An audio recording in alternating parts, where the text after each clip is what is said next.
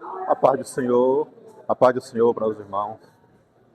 Estamos aqui tendo o prazer de sabermos aproveitar mais essa oportunidade que o nosso Deus tem nos dado, né?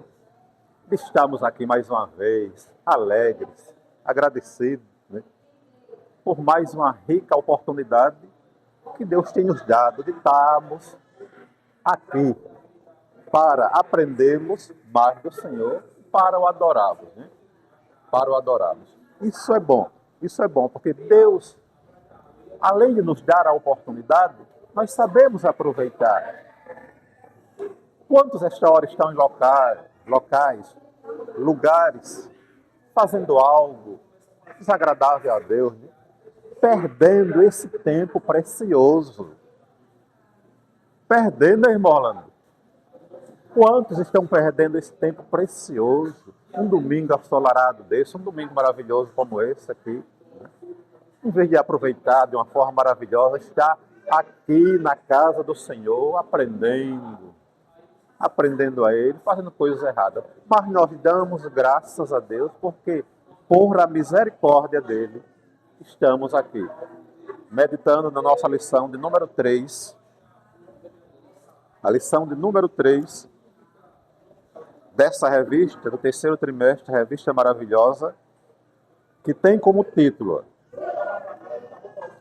Participando com consciência e alegria da manutenção do serviço. Participando com consciência e alegria da manutenção do serviço. Serviço de quê? Serviço de quê? O serviço da obra de Deus, é claro, né? O serviço da obra de Deus, irmão. Olha, o título da lição já deixa bem claro. Participando. Participando. Só recebe alguma coisa quem participa. Se eu não participar de nada, eu não vou receber nada. Se nós não participarmos de nada, não vamos receber nada. Participando. Por que é que quase toda semana tem um ganhador da Mega Sena, da Quina, da loteria? Por que eles estão ganhando? Porque eles estão participando dos sorteios, né? Eles estão participando do sorteio, então toda semana tem, às vezes acumula, fica para outra. Toda semana tem ganhador desse jogo da Lagoa da Sorte, porque eles estão participando, olha, participando. Nós temos que participarmos da obra de Deus.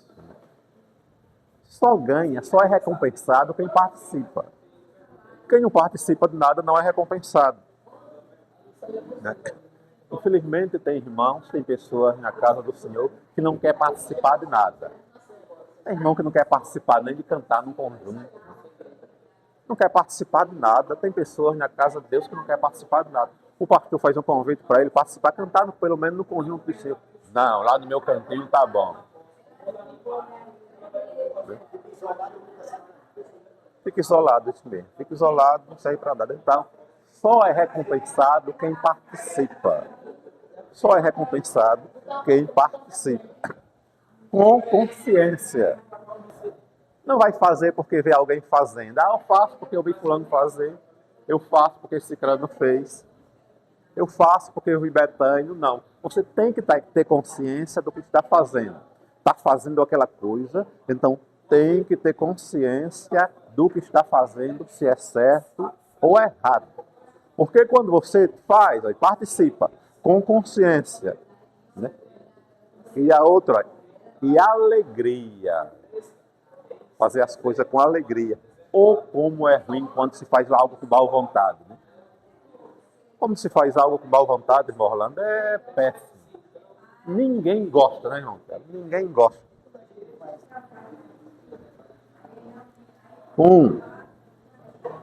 A construção do tabernáculo. A construção do tabernáculo. Diz assim, ó. Sempre foi propósito de Deus se relacionar com seu povo. No livro de Êxodo, vemos que o Senhor ordenou que fosse feito o tabernáculo, dizendo: e habitarei no meio deles. E a nuvem cobria o tabernáculo durante o dia, e o fogo estava sobre ele de noite. E a glória do Senhor se enchia, e a tenda da congregação. Isso mesmo. A construção do tabernáculo. Mas sempre foi o propósito de Deus se relacionar com o seu povo. O propósito de Deus foi sempre estar perto do povo, estar junto do povo, do seu povo, do povo dele. Mas o povo, ele tem feito questão de sempre se afastar-se de Deus.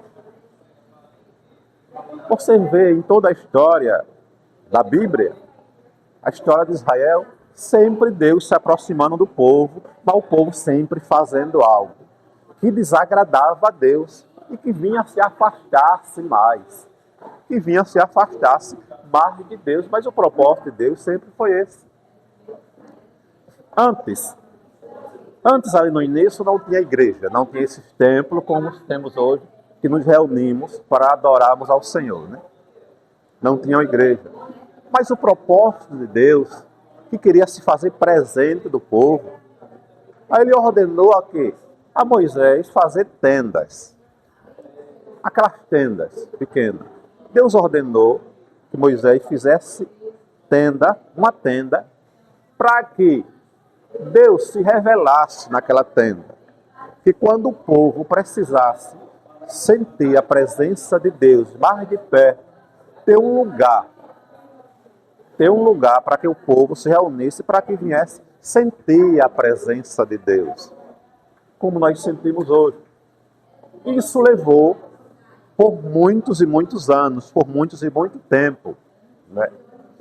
Mais na frente, o que Deus faz? Deus pediu para melhorar. Deus reconheceu que a tenda estava um ambiente muito simples, um ambiente pequeno. Deus chama Moisés e diz: não, Moisés, agora quero que faça algo melhor. Quero que faça algo melhor. Em vez da tenda, eu quero um lugar agora, um tabernáculo. Um lugar agora maior, um lugar mais adequado, do jeito que Deus queria, do jeito da vontade de Deus. Deus chamou a Moisés e disse: olha, Moisés, vou querer um lugar melhor agora, um tabernáculo. Moisés se prontificou de coração. E disse: ok, Senhor, tá bem, eu farei tudo conforme o Senhor manda, conforme a sua vontade. Moisés, em hipótese nenhuma, ele questionou a Deus para dizer: mas tenho esse tabernáculo, tá bom? Não, ele se prontificou. Ele disse: farei tudo conforme o Senhor ordenar. E assim ele fez. Aí Deus deu as ordens, Deus disse como era que tinha que ser feito, dentro, né? Os utensílios, os materiais que foram usados no tabernáculo, tudo conforme Deus pediu para Moisés fazer, Moisés fez. Moisés fez com amor e satisfação. Aí passou. Em vez de Deus descer a sua glória sobre uma tenda, um lugar menor passou agora a ser um tabernáculo, né? Um lugar maior, um lugar mais apropriado da forma, do jeito que Deus quer.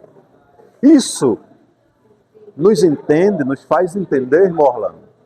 Isso, pastor Manuel, nos faz entender que esse pedido de Deus, para que houvesse um local apropriado para eles adorar a Deus, começando pelo primeiro pedido, a tenda. Depois Deus disse: a tenda, mas não, quero um tabernáculo agora. O que é que aprendemos com isso? Isso derruba toda a tese de um monte de pessoas que tem por aí, que dizem que adora-se a Deus em casa, não precisa ir para a igreja. Não é isso? Tem pessoas por aí que dizem: não precisa ir para a igreja, não. Eu adoro a Deus em casa. Em casa, Deus aí, ele derruba toda essa tese. Deus quer um lugar apropriado para que nós nos reunimos. para o adorar. Aí isso fica bem claro, que a tese de que não precisa estar na igreja. Escuto isso direto com um cidadão que mora aqui perto. A tese que não precisa estar na igreja não tem necessidade, porque eu adoro a Deus em casa, do jeito que quiser. Não, Deus deixa bem claro aqui. Deus se preocupou, ele queria uma tenda, tinha uma tenda.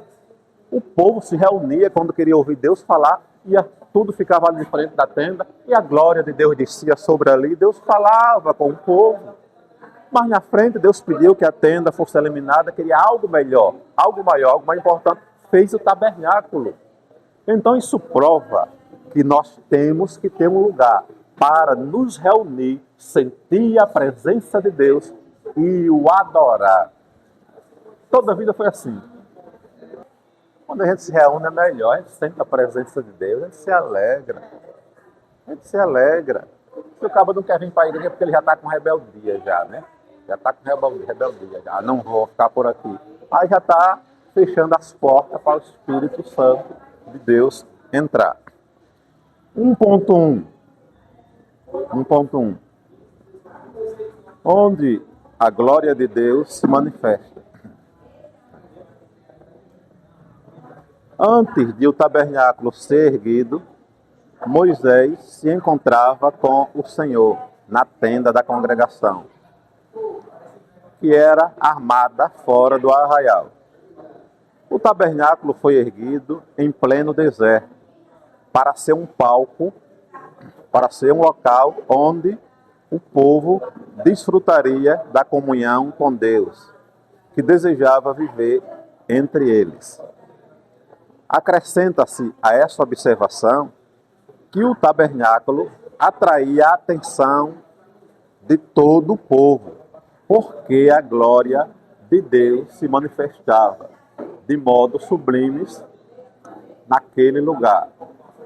Deus nos criou para a sua glória, e o tabernáculo passou a ser o símbolo da sua presença entre o povo. E diante daquele esplendor, os israelitas ofertavam com alegria, ofertando até mais do que o necessário para a construção do templo. O tabernáculo atraía a atenção de todo o povo, porque a glória se manifestava de modo sublime naquele lugar. O tabernáculo ele atraía a atenção de todo o povo, todo Israel.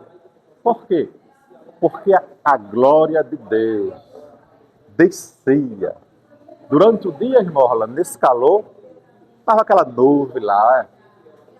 Aquela nuvem não tinha sol, não tinha calor. Aquela nuvem cobrindo ali o tabernáculo e onde o povo estava. Que coisa maravilhosa. Aquele vento suave passando, era protegido. Durante a noite vinha uma coluna de fogo. Uma coluna de fogo. Fogo faz o que? Esquenta, né? Fogo é para esquentar. Mas aquele não, era só para clarear, para proteger o povo. A glória de Deus se manifestava sublime ali no meio do tabernáculo. Isso chamava a atenção do povo.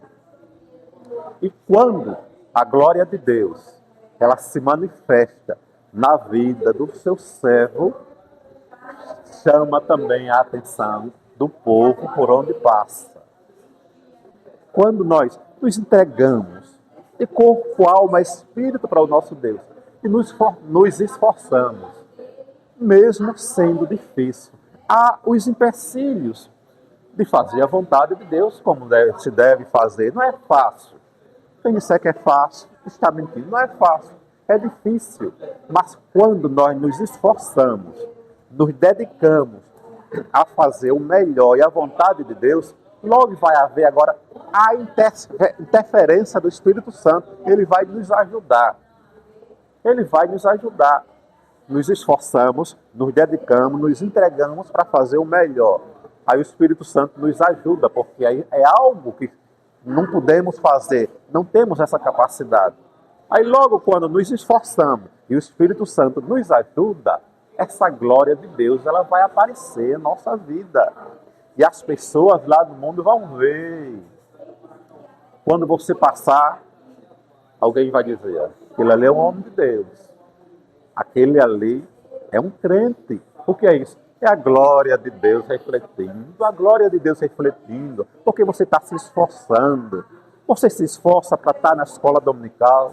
Você se esforça para estar nos cultos. Você se esforça para obedecer a Deus. Você se esforça para ser crente fiel em casa, aqui na igreja, lá na escola, lá no trabalho, na rua, por onde você passar. Você está se esforçando. E quando você se esforça, o Espírito Santo lhe ajuda. E quando o Espírito Santo lhe ajuda, você começa agora a brilhar, a refletir esse brilho do Espírito Santo na sua vida.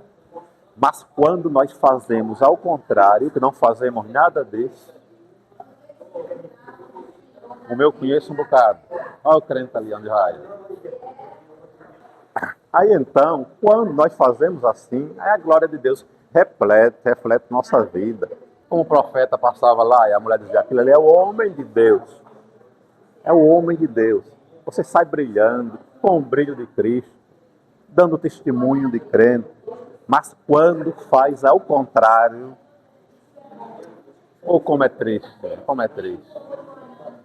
Para ser crente igual aquele ali, como a gente vê muito, prefiro estar onde eu estou. Como é vergonhoso isso. Essa pessoa vai ser difícil de aceitar Jesus. Vai ser difícil. Eu mesmo tenho a minha barbearia lá no Jastim. O que eu já tenho de exemplo de péssimas pessoas que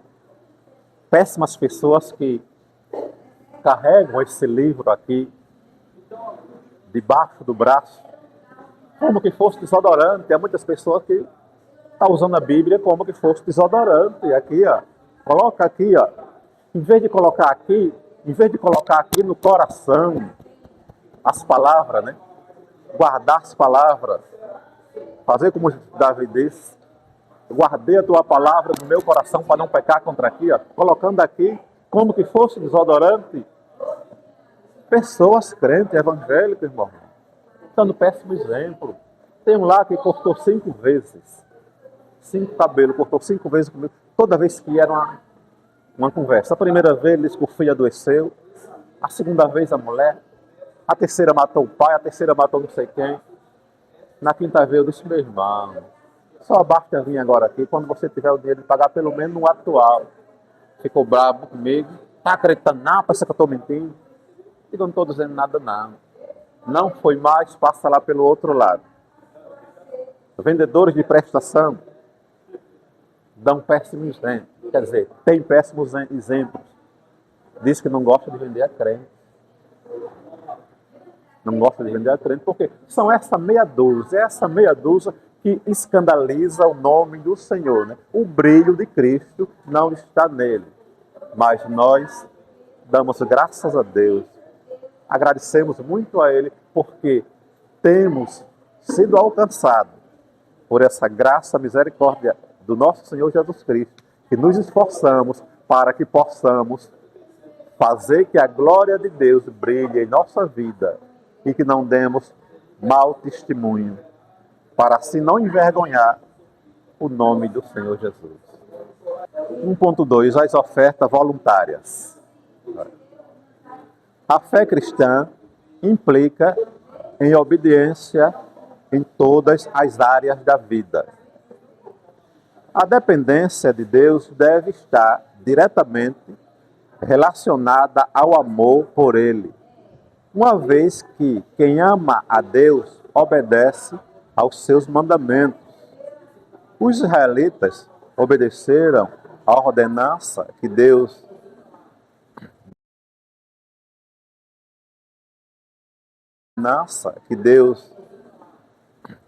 deu a Moisés para a construção do tabernáculo, participando daquele grande e belo projeto com ofertas voluntárias. As ofertas foram tantas que os artífices interromperam o trabalho para comunicar a Moisés o que estava ocorrendo. As ofertas voluntárias. As ofertas voluntárias O povo começaram a dar com amor. A fé cristã, ela implica em obediência. E obediência em todas as áreas da vida. A fé, ela começa com a obediência. Se você não obedecer, não vai ter fé. Um cara desobediente, ele não vai ter fé. Ele vai fazer o que ele quer, né? E quem ama a Deus, como disse Jesus, guarda os meus mandamentos. Jesus disse, aquele que me ama, guarda os meus mandamentos. Então, o que foi que Moisés fez? Pediu ao povo que levasse as ofertas alçadas e as ofertas voluntárias. As ofertas alçadas e as ofertas voluntárias, que era para a construção do templo. As coisas de Deus. Quem é que tem que contribuir com as coisas de Deus? Somos nós ou as pessoas lá do mundo? Somos nós os crentes. Vê que Moisés não foi pedir para as pessoas das nações pagãs, não. Quando foi para construir o tabernáculo, Orlando, Deus pediu que Moisés pedisse para o povo que quem? O povo dele, os israelitas, os crentes, que eles levassem as ofertas alçadas e as ofertas voluntárias.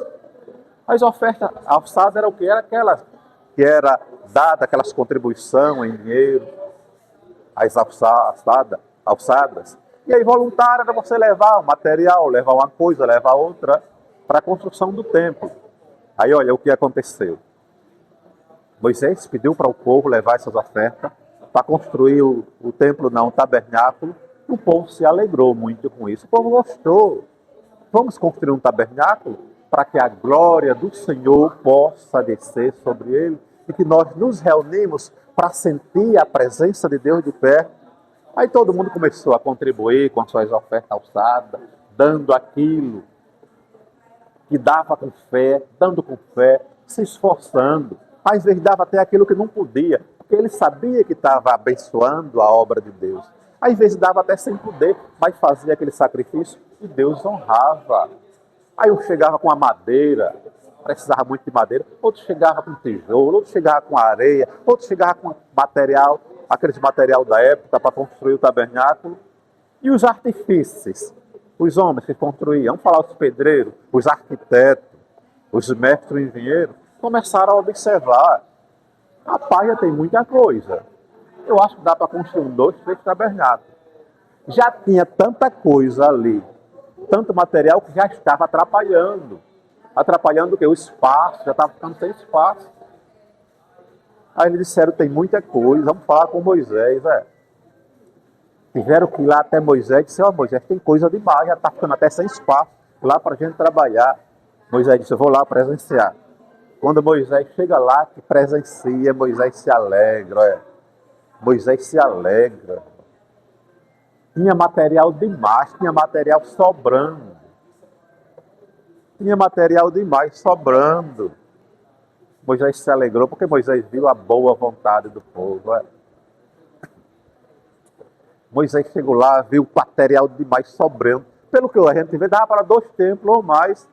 O povo tinha ofertado mesmo. O povo se disposto, ofertado mesmo, e tinha material para construir, quem sabe, 2 templos ou mais. Aí Moisés, muito alegre, muito satisfeito, vai até onde o povo disse, tá bom. Tá bom. Tá bom, já tem demais já. Aí Moisés teve que pedir para que o povo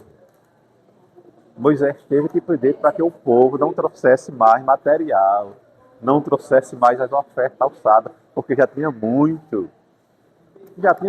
Que maravilha, que coisa boa, Estava sobrando, a Moisés ir lá pedir parar, enquanto hoje a gente tem que suplicar. Meu irmão, estamos precisando, a obra de Deus está precisando, contribua. Quanto hoje o pastor tem que suplicar, pedir, porque os irmãos estão se amarrando, os irmãos não estão querendo abençoar, quer dizer, uma boa parte, né? Se amarrando, o pastor tem que estar ensinando, pedindo, enquanto lá naquela época ali, a Moisés foi pedir para o povo parar de ofertar, porque tinha demais, estava em abundância o material para construir o templo. Isso é bom, isso é maravilhoso. 1.3. 1.3, a alegria em contribuir. Moisés recebeu a ordem de construir o tabernáculo, um lugar de culto a Deus. O povo hebreu compreendeu que ali seria a habitação de Deus entre eles, e toda a manhã levavam muitas ofertas voluntárias para a construção do santuário.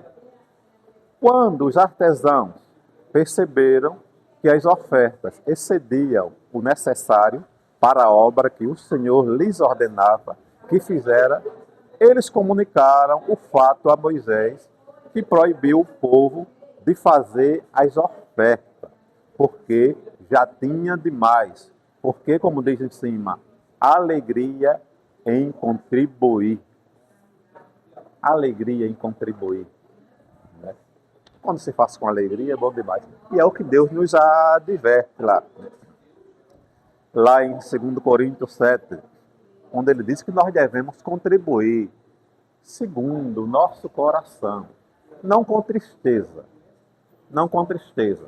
Pegar aqui, eu vou contribuir, mas sei não, mas isso aqui ia me fazer falta, tá? Estou precisando comprar aqui. Nem dê, é melhor não dar. Deus não recebe assim. Deus não recebe. Dê com alegria. Pega a sua contribuição, a sua oferta, o seu dízimo, leve aos pés do Senhor. Não dê como se você estivesse sendo constrangido a dar, como que você estivesse sendo obrigado a dar. Dê de coração, eu vou dizimar, eu vou levar o dízimo do Senhor, porque para que eu possa dizimar, primeiro Ele me abençoou. Eu só dizimo porque sou abençoado. Eu só dizimo porque eu recebi. Se eu não recebo nada, se eu não trabalho, não recebo nada, eu não vou dizimar. Então eu vou dizimar porque Deus primeiro já me abençoou. Quantas das vezes nós estamos desempregados e dobramos o nosso joelho e diz: Senhor, abre as portas de emprego para mim. Eu quero devolver o teu dízimo. Aí Deus honra. Deus abre as portas de emprego, você é abençoado. Aí na maioria das vezes esquece. Esquece. Aí o Espírito Santo logo vai lá no coração dele, na mente dele, e diz: cadê o dízimo do Senhor? Né? Aí ele, às vezes, se esquiva. Aí, às vezes, quer dar triste, aí o Espírito Santo diz: não, dê com alegria. Aí a gente devemos dar com alegria. Estava sobrando, e Moisés pediu para parar, porque já tinha oferta voluntária demais. Isso é bom, isso é maravilhoso. O 2. A restauração do templo. O tabernáculo esteve entre o povo de Deus durante toda a caminhada pelo deserto. Anos mais tarde, foi substituído pelo majestoso templo, idealizado pelo rei Davi e edificado por seu filho Salomão. Com o passar do tempo, a construção foi deteriorada e alguns reis de Judá passaram para perseverar a verdadeira adoração, exortaram o povo a ofertar para a restauração do templo do Senhor.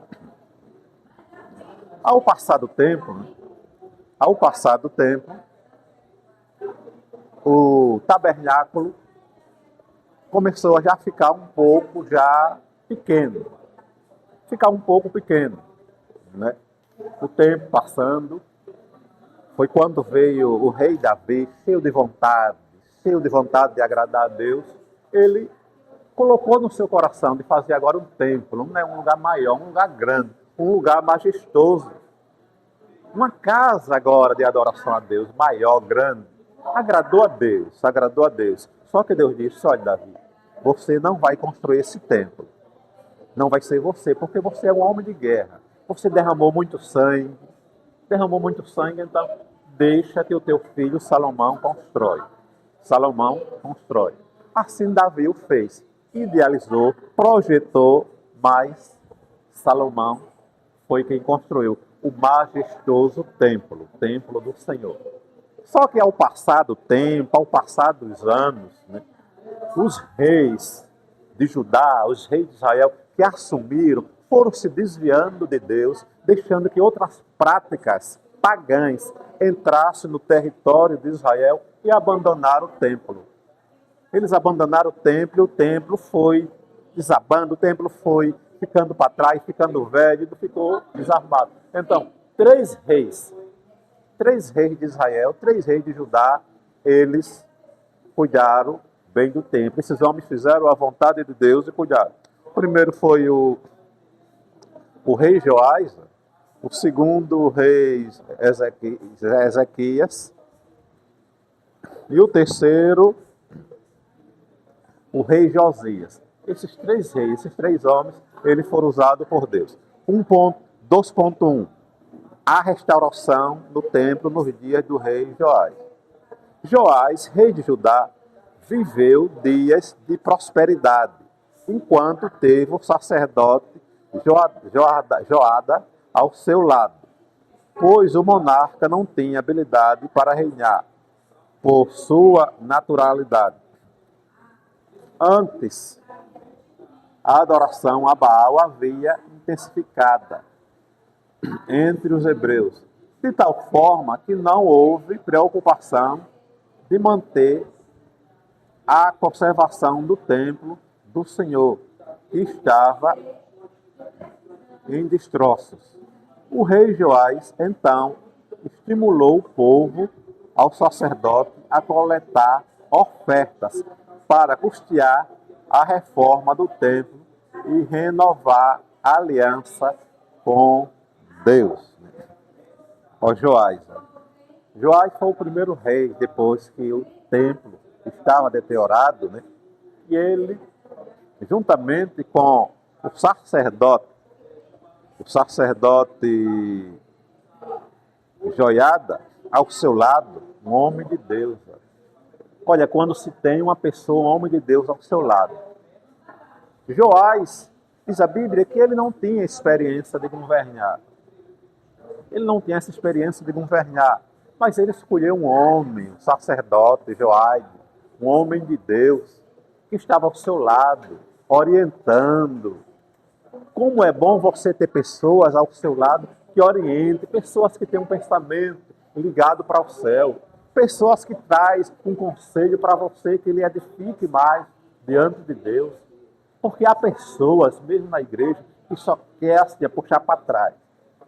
Só quer trazer conselho ao contrário. Só quer mostrar erro, só quer mostrar defeito. Mas o sacerdote que ficou ao lado do rei Joás, ele era um homem de Deus, ele estava sempre ali orientando.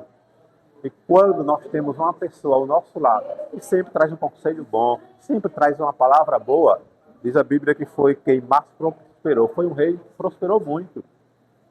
Foi lá, orientou ao rei Joás a tirar. Já tinha templos de Baal no meio de Israel. É uma vergonha. É um povo que aprendeu, um povo tirado do deserto, com mão forte. Um povo que presenciou as 10 pragas do Egito, quando Deus tirou-los de lá. E agora, adorando a Baal. Adorando a Baal é inaceitável. Mas Joás foi lá, tirou todos os postos ídolos lá do meio de Israel, né? E voltaram a adorar ao Senhor. O rei Joás. Joás, então, estimulou o povo e o sacerdote a coletar oferta para custear a reforma do templo e renovar a aliança com o Senhor, né? Ele estimulou o povo, vamos coletar oferta, mas sempre precisa de dinheiro para tudo. Né? A obra de Deus está sempre precisando, necessitada. Né? E ele ajeitou o povo, né? Estimulou o povo e eles trouxeram a oferta novamente e custearam, reformaram o templo novamente do Senhor. 2.2. A restauração do templo nos dias do rei Ezequias. Já o rei Ezequias aqui, os 3 reis. Ezequias foi um dos melhores reis de Judá. No primeiro mês do seu reinado, Ezequias abriu os portões do pátio do templo e mandou consertá-lo. Diferente de seu pai, de seu perverso pai, o rei Acais, Ezequias procurou seguir os caminhos de Davi. Ele esforçou para eliminar a idolatria do meio do povo, procurando fazer o que era reto aos olhos do Senhor, Ezequias restabeleceu o verdadeiro culto em Israel, tendo o cuidado de reunir os sacerdotes e os levitas para procurar uma nova aliança com Deus. Ezequias fez importante reforma no culto, na adoração a Deus. Isso provocou um grande avivamento entre os israelitas. Olha, o rei Ezequias foi um dos melhores reis de Israel. No primeiro mês do seu reinado, Ezequias já abriu as portas dos portões do pátio. No primeiro mês, assim que assumiu, no primeiro mês, o rei Ezequias já abriu as portas dos portões do templo que estava abandonado e já começou a reconstruir, a reformar. No primeiro mês. Isso mostra que quando nós temos de fazer algo, faça logo. Quando nós temos de fazer algo, você sabe qual é o seu papel na casa de Deus, você sabe o que tem de fazer, então faça logo, não fique aquele negócio, não, mas eu vou fazer, depois eu vou fazer, depois eu faço. Não, o que tem de fazer, faça logo. O rei já começou, no primeiro mês já começou trabalhando, mostrando o serviço. E a Bíblia diz que ele foi um dos melhores reis. Josias ordenou que todo o dinheiro arrecadado fosse usado para reparar a casa do Senhor. Ele ordenou todo o dinheiro que foi arrecadado. Não teve ambição, não teve negócio de tirar a parte dele. Olha, diferentemente de seu pai, de seu perverso pai, o rei Acais, Ezequias procurou seguir os caminhos de Davi. Diferentemente do que fez o rei Acais, o pai dele, foi um rei perverso. Enquanto o filho, o rei Ezequias, recebe o nome de que foi um dos melhores reis, o pai dele, a Bíblia diz que foi um rei perverso. Ele fez diferente do pai. Isso mostra que o filho, ele não segue os maus conselhos dos pais. Só segue se ele quiser. Se ele quiser. Eu já vi filho dizer, não, mas eu sou assim porque meu pai era assim. Não, você é assim porque você quer ser assim. Né? Você quer ser assim. Seu pai deu péssimos exemplos, você segue se quiser. Eu vou fazer diferente. Olha o rei. Um dos melhores reis não seguiu os conselhos do pai. Porque o pai foi um péssimo rei, um rei perverso. Então, o filho só segue se quiser. Ezequias estabeleceu o verdadeiro culto em Israel, tendo cuidado de reunir sacerdotes, levitas, para propor uma nova aliança com Deus. Um ponto principal. Ezequias restabeleceu o verdadeiro culto ao Senhor, tendo o cuidado em reunir os sacerdotes, os levitas, para propor uma nova aliança.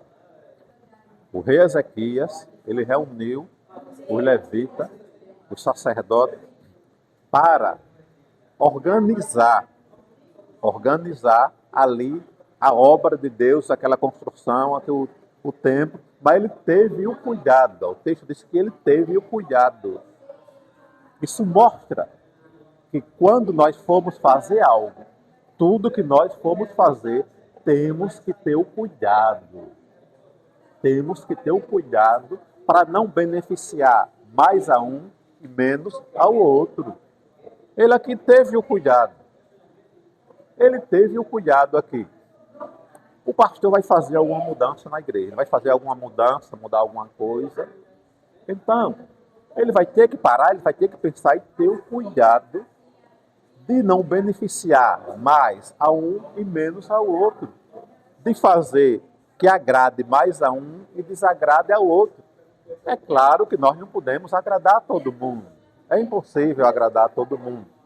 Mas quando você tem o cuidado naquilo que vai fazer, tem o cuidado de não desagradar, você vai chegar a perto do perfeito, vai chegar perto de fazer a coisa certa. Quando se há concordância, Mesmo que você tenha autoridade, eu mando aqui quem manda sou eu, sou o chefe, eu sou isso tudo. Mas, quando se há concordância, as pessoas fazem de bom grado. As pessoas fazem satisfeitas. Então, o rei Ezequias aqui, ele teve esse cuidado. Teve esse cuidado. Diz a Bíblia que ele teve esse cuidado. Chamou os sacerdotes, chamou os levitas, sentaram, conversaram, concordaram, e ali eles tiraram tudo. Tiraram lá do meio de Israel, tiraram lá de Judá os postos de ídolos, os postos de Baal, restabeleceram o culto, a adoração ao Senhor, de novo, né? E é assim, quando se tem concordância, tudo dá certo, Deus abençoa e há prosperidade. Então, que Deus continue nos abençoando e até o próximo domingo.